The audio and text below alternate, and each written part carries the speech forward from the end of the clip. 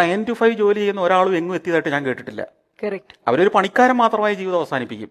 അതിനപ്പുറം നിങ്ങൾക്ക് പോകണമെങ്കിൽ അതിനപ്പുറം പണിയെടുക്കുകയോ ജോലി ചെയ്യുകയോ അധ്വാനിക്കുകയോ, അത് സ്മാർട്ട് ജോലി അല്ല, കഠിനാധ്വാനം എന്നുള്ളതല്ല.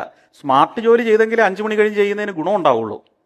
അല്ലെങ്കിൽ അതിന് ഓവർ ടൈം എന്നാ പറയുക.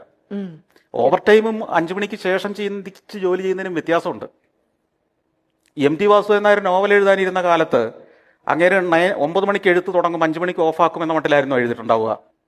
ലോഹിതദാസ് തിരക്കഥ എഴുതാനിരിക്കുമ്പോൾ 9 മണി തുടങ്ങിക്കളയാം, എനിക്ക് തിരക്കഥ എഴുതാൻ സമയമായി എന്ന് പറഞ്ഞ് തുടങ്ങുകയും 5 മണിക്ക് 1 മണിക്ക് ബെല്ലടിച്ച് ലഞ്ച് കഴിക്കാൻ പോവുകയും 2 മണിക്ക് വീണ്ടും മണിയടിച്ച് പോയി തിരക്കഥ എഴുതി. അങ്ങനെയാണോ ചെയ്തിട്ടുള്ളത്? ഐസക് ന്യൂട്ടൺ ശാസ്ത്രതത്വങ്ങൾ രൂപപ്പെടുത്തി ഇപ്പം മണി നോക്കിയിട്ടാണോ ചെയ്തിട്ടുണ്ടാവുക?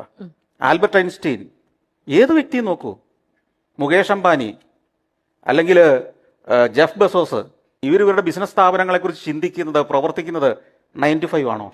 അതോ 24 hours ഉണർന്നിരിക്കുമ്പോഴൊക്കെ അതിനെക്കുറിച്ചല്ലേ അവർ ചിന്തിക്കുന്നത്, പ്രവർത്തിക്കുന്നത്? അതാണ് വിജയത്തിന്റെ മന്ത്രം. ഇതെന്നെ പഠിപ്പിച്ച, ഞാൻ പറഞ്ഞില്ല, ഒരു കോളേജ് വിദ്യാർത്ഥിയായിരിക്കും എന്നെ പഠിപ്പിച്ചത്, എന്റെ സ്ഥാപനത്തിലെ ഒരു ജോലിക്കാരനാണ്.